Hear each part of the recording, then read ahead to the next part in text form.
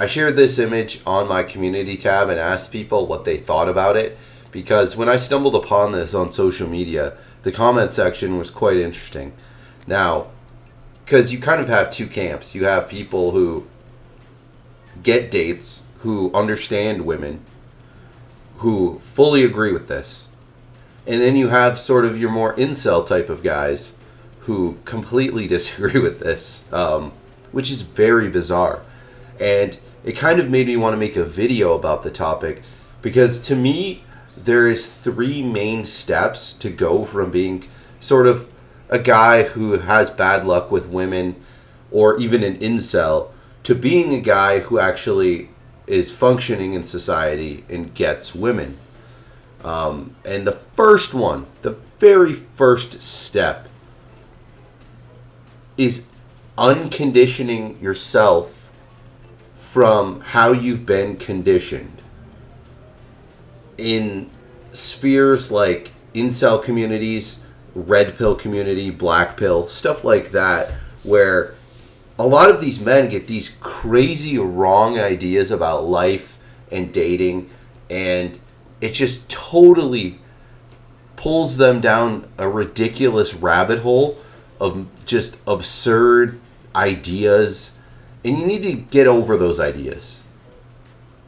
I've said this before, where incels seem to be completely obsessed with other men to a very unhealthy degree.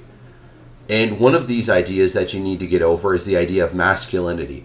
Is caring even a tiny bit what other men are doing, what other men think of you, what society thinks of you in general. All of these things are massive hang-ups that are holding you back. Because if anything is holding you back from participating in any of these hobbies, you're out of your mind. If you think women aren't into these hobbies, you're out of your mind. You literally, I don't know, I doubt this graph, right? 0% to 100%, that's probably the percentage of people, women surveyed, who said that they find a man being into that hobby attractive. They're going to be more attracted to a guy who's into these hobbies. Now, I don't agree with these numbers completely, and particularly the second from the bottom, blacksmithing. Like 88.2% of women are going to be into a guy who's into blacksmithing. That's not true. But basically all of these other ones, it is definitely true. I would say foreign languages, no. Like 95.6%, no. That's a little outlandish, but 80% of women, it's not even like a hobby, really. Usually it's just they like it if a guy can speak another language. That doesn't necessarily have to be a hobby at all, right? Like, and this isn't anything new. Like, women forever have been attracted to different languages and accents. This is very common knowledge. I just don't think it's 95%. I think that's a little outrageous. But everything besides blacksmithing and foreign languages on here is bang on, no doubt about it. And when I talk about dating, I heavily focus on building connections with the person you're trying to attract. You need to be building that person's attraction towards you, and these are great ways to do it.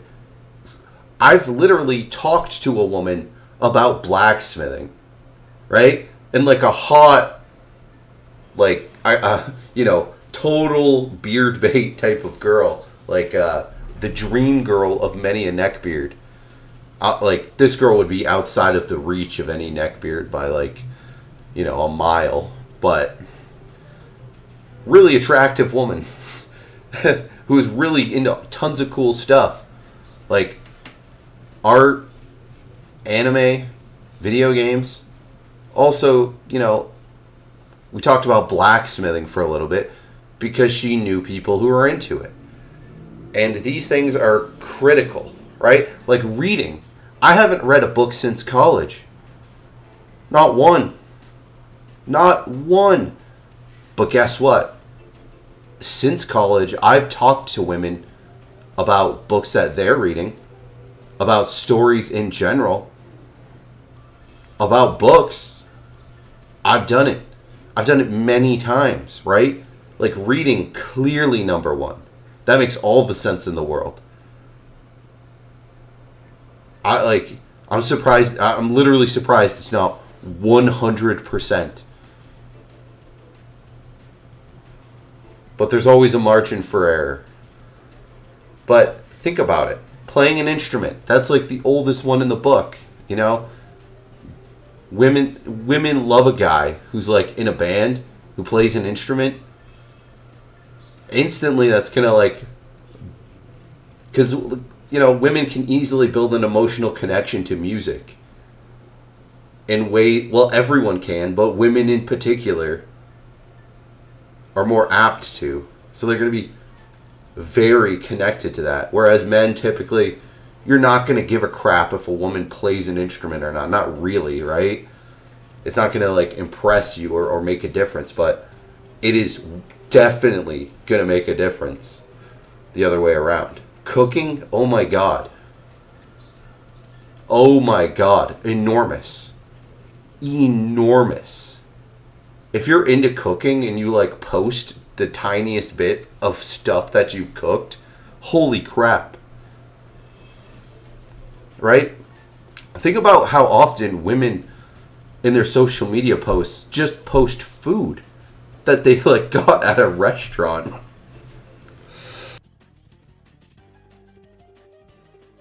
You think any woman out there wouldn't want to be able to post and say, hey, my man made me this, and literally post a picture of a plate? That would be like a woman's like dream scenario. She's with a guy who can post like gram worthy food. Oh my god. Oh my god. Enormous. Insanely enormous. And just being a tiny bit into like one or two of these can be an absolute game changer. And some of these, it's impossible to kind of not be into to some extent. Right? Like photography is one of the easiest things to get into because everyone has a camera on them all day. Right? Look at that. Look at that thing.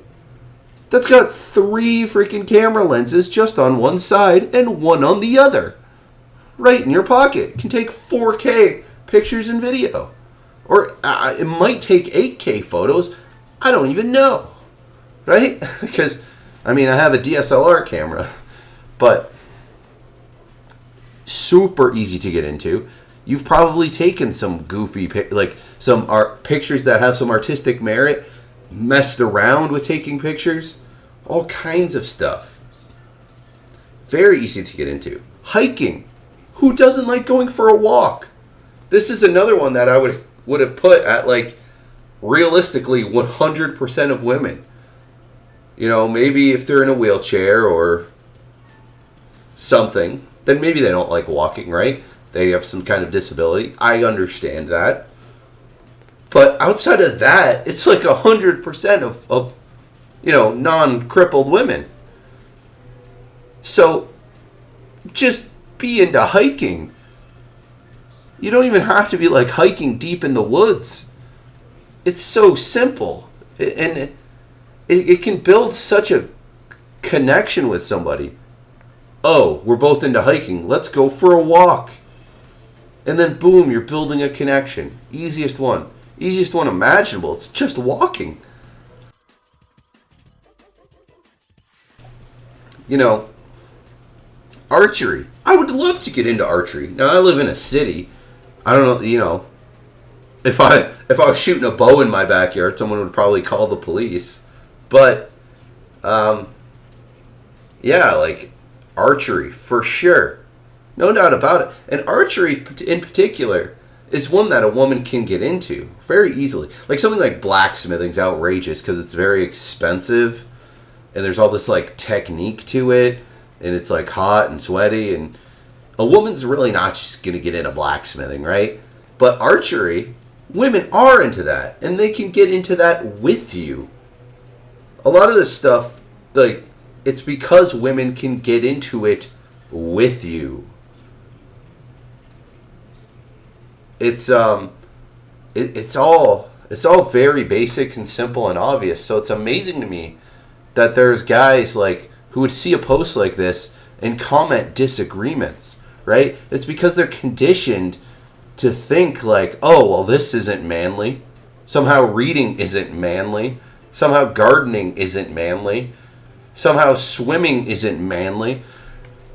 Just these outrageous ideas. And most of these types of guys are like, guys who haven't touched a woman in a decade, right? Like, they're on a 20-year dry spell, mad at the world, blaming the world for their, honestly, skill issue. They refuse to ever figure out how to attract women, how to build a connection with women or anyone in general. And they're just miserable. And they want to spread that misery to other people. So they buy into these ideas. And there is some genuine social conditioning, right? Like toxic masculinity. As much as I hate the term, it does exist. I don't know you can't have an actual ounce of masculinity in your body, any level of manliness to you, and actually like engage in toxic masculinity and be like, have it affect you in any way, because nothing could be less manly, less masculine than caring what other people think and what society thinks of you, right? So it's only like the weakest men out there, the least masculine men, who get influenced by toxic masculinity, right? Like, it's these guys with no personality, with no hobbies. These guys who are just, they're into nothing but like trucks and sports. These guys who get cheated on every time, guaranteed, because they're just uninteresting bores. Their wives, their girlfriends are bored out of their minds with them because they can't hold a conversation. No offense, like, I'm not saying all guys who are into like sports are like that, but there's so many out there that are just bland, and they would be the types of guys who would like shit on other guys for actually being interesting and actually having hobbies and being able to hold a conversation, actually being a fun person who's dynamic and has multiple interests. But like it's this like weird type of guy that like normal functioning men would never encounter, right? Like it's bizarre that those types of guys exist, and like I know some. I know a couple guys who are like that, who I would say are like genuinely you could describe as being like perpetuating toxic masculinity, but I just avoid them. I avoid them because they can't even hold a conversation anyway. They're like the least interesting people in society. So like, if you talk like a teenager, if you can't hold a conversation, if I talk to you and every sentence you're switching subjects in a way that only like a child or a teenager would do, then I'm just not going to talk to you. It's very easy. So like I'm saying, actual people with masculinity don't even like encounter this or like, not exactly. So yeah, like swimming, for example. Swimming is the greatest example because almost everybody loves swimming. And oh my god, the amount of women I've connected with over the love of like swimming and going to the beach is crazy, right? You can it instantly propels things forward. Like, this one would be a crazy one to not engage with because so many times you're with a woman and, hey, we're both into swimming. Let's go to the beach. If you live near a beach, which I do. Then it's like, oh, yeah, let's go to the beach. And then they didn't bring, the proper attire. And all of a sudden they're practically naked and you're making out on the beach. It's like the highest reward, if you want to think about it that way. The best, it's the connection you can create over that one can be very physical very quickly. But like a lot of these, oh my god, you'd be crazy to not kind of get into this. And so many of these you don't even have to actually get into to engage with. Like I said, literally being able to talk about books, talk about stories. So many books get like turned into films and TV shows.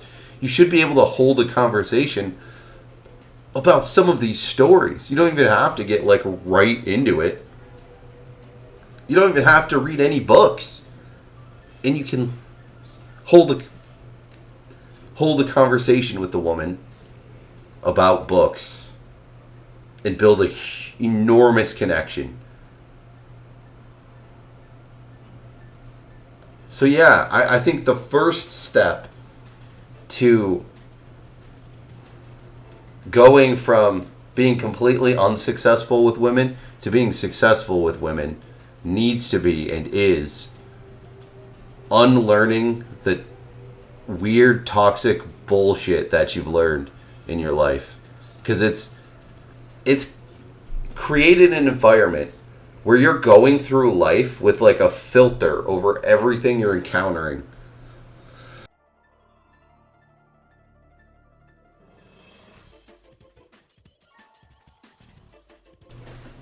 So you're perpetuating these wrong ideas that are then influencing other aspects of how you view things.